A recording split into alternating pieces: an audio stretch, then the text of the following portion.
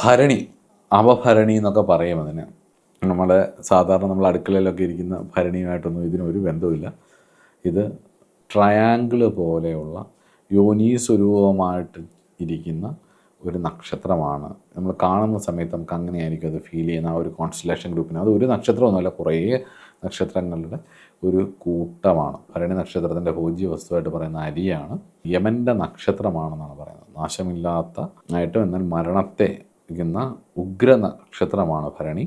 അതുകൊണ്ട് യമനാണ് ഇതിൻ്റെ നക്ഷത്ര ദേവത. മൃഗം ആനയാണ്. അതുകൊണ്ട് തന്നെ ആനയുടെ കുറേ സ്വഭാവമുണ്ട്. വളരെ തണുപ്പും മട്ടും, എന്നാൽ ദേഷ്യം കയറി കഴിഞ്ഞ് കഴിഞ്ഞാൽ ആന ഇടപെടുന്ന പോലെ ഇടപെടുകയും വളരെ കുണി ഉള്ള കാര്യങ്ങൾ ചെയ്യുകയും ക്രൂര ഉഗ്ര നക്ഷത്രമാണ്. നല്ല ദേഷ്യം വരുന്ന ആൾക്കാരാണ് പൊതുവേ ഭരണി നക്ഷത്രക്കാർ. പക്ഷിപുള്ളാണ്. മനുഷ്യഗണത്തിൽപ്പെട്ട നക്ഷത്രമായതുകൊണ്ട് തന്നെ നമ്മൾ പറയില്ലേ മനുഷ്യരല്ലേ എന്ന് പറയുന്ന ആ ഒരു അതെല്ലാം ബാധിക്കുന്ന മനുഷ്യ സഹജമായിട്ടുള്ള എല്ലാ കുറവുകളും എല്ലാ സ്വഭാവങ്ങളും കൂടുതലുകളും ഉള്ള ഒരു നക്ഷത്രമാണ് ഭരണി. അതുപോലെ തന്നെ പുരുഷയോനി നക്ഷത്രമാണ്. അത് കുറച്ചുകൂടെ ഒരു മെയിൽ നേച്ചേഴ്സ്, ഒരു മനുഷ്യൻ്റെ ഉള്ളിൽ ആണിനുള്ളിൽ പെണ്ണും പെണ്ണിനുള്ളിൽ ആണും ഉണ്ടാവും. ഇൻയാൻ എന്നൊക്കെ പറയുന്ന പോലെ സ്ത്രീയിലുള്ളിലെ പുരുഷത്വം പുരുഷനുള്ളിലെ സ്ത്രീത്വം എന്നൊക്കെ പറയുന്ന പോലെ ആ ഒരു അനിമസ് എന്നൊക്കെ യുങ് പറയുന്ന പോലെ ആ സ്ത്രീക്കുള്ളിലെ പുരുഷനും പുരുഷനുള്ളിലെ സ്ത്രീത്വം, അതിൽ പൗരുഷം കൂടുതലുള്ള ഒരു നക്ഷത്രമാണ്. പൗരുഷ സ്വഭാവങ്ങൾ കൂടുതൽ. അതുകൊണ്ട് തന്നെ ഭയങ്കര ഈഗോയൊക്കെ ആയിരിക്കും. ഈഗോയിസ്റ്റിക് നേച്ചറൊക്കെ ഉണ്ടാവും.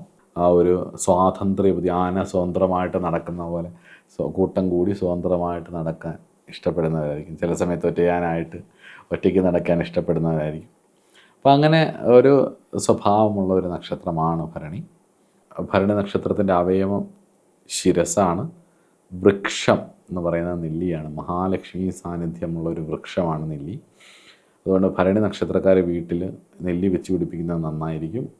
തുളസിയില കിട്ടിയില്ലെങ്കിൽ സാളഗ്രാമത്തിൽ നെല്ലിയില കൊണ്ട് പൂജിക്കാം എന്ന് താന്ത്രികർ പറയുന്നുണ്ട്. അപ്പം നെല്ലിയിലയ്ക്ക് അത്രയ്ക്ക് തുളസിയില പോലെ തന്നെ പ്രാധാന്യമുണ്ട്. അപ്പം അത്രയും ഔഷധ ഗുണമല്ലേ നെല്ലിക്ക്. ചവനപ്രാവശ്യത്തിൻ്റെ പ്രധാന ഒരു ഇൻഗ്രീഡിയൻ്റ് എന്ന് പറയുന്നത് നെല്ലിക്കയാണ്. അപ്പോൾ അത്രയും സൗന്ദര്യം വരുത്താൻ വേണ്ടിയിട്ടുള്ള, അപ്പോൾ നെല്ലിക്കയ്ക്ക് അത്രയും ഗുണമുണ്ട്. അതുപോലെ തന്നെ ദിക്ക് ഉത്തര ദിക്കാണ്. സ്വരൂപം മൃഗാകാരമാണ്. ഒരു അധോമുഖ നക്ഷത്രമാണിത്. ഭരണി ദിവസം പ്രശ്നം വരിക, ലഗ്നം ഉദിക്കുന്ന സമയത്ത് അവർ ആരോടും നമ്മൾ എടുക്കുന്ന സമയത്ത് ലഗ്നം ഭരണിയിലാണ് അപ്പോൾ ഉദിച്ച് നിൽക്കുന്നതെങ്കിലൊക്കെ, അപ്പം അത് ഭരണി നക്ഷത്രത്തിലാണ് നിൽക്കുന്നതെങ്കിൽ തടസ്സങ്ങളുണ്ടാവും.